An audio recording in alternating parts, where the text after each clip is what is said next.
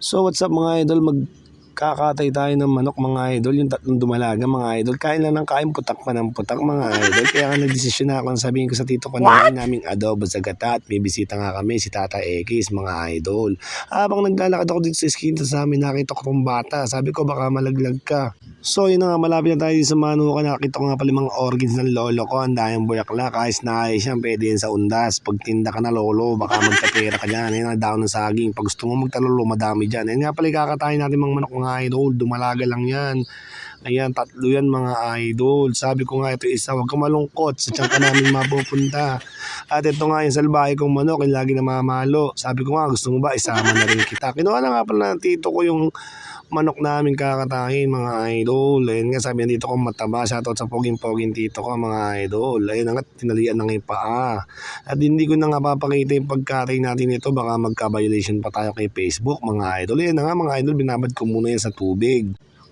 Yan, nakababad na mga idol sa tubig mga idol at kakalisan natin yan. Nagpakulo na nga pala ako ng tubig mga idol para dyan nating ilulublob yung ating manok mga idol. Ayun nga si Cardel, bumili ko ng panlahok ng ating adobo sa gata. Panay tingin doon, parang Martes. Paano magbilang ka ng pera? Yan nga mga idol na bili natin. Napakamahal ang bili. Yan si Khalil Calvo.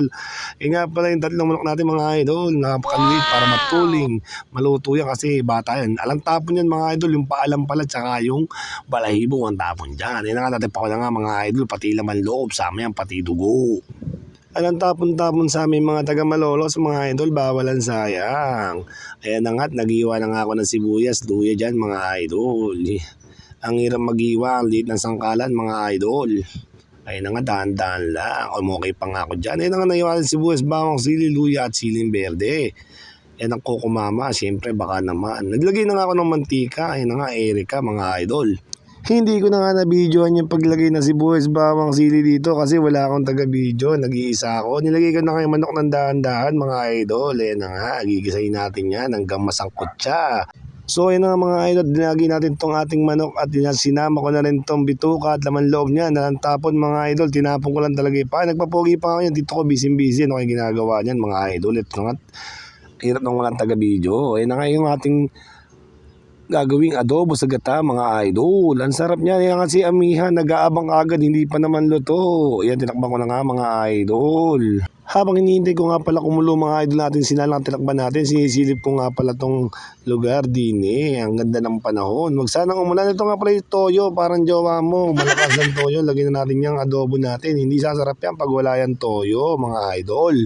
Umokay na naman nga ako dyan mga idol. Nilagyan ko na rin ito ng paminta mga idol. At pinagbabawal na dahon na este.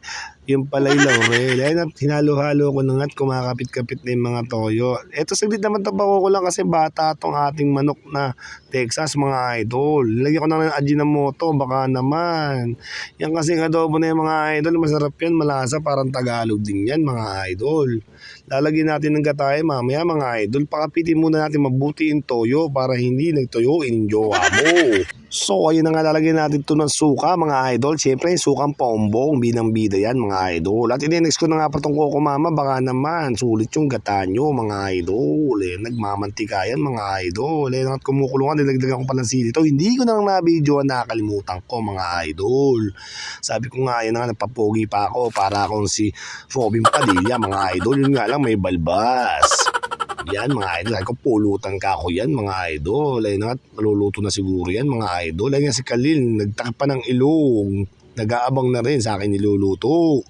Habang kumukulo nga yung mga idol, biglang dumating ang tito Negi ko. Binigyan ako ng malaking plapla, pandagdag daw pulutan. Yan, binalibag ko na nga at gagawin ko na lang mamaya. So ayun na nga mga idol, tapos na nga itong ating adobo sa gatang manok mga idol.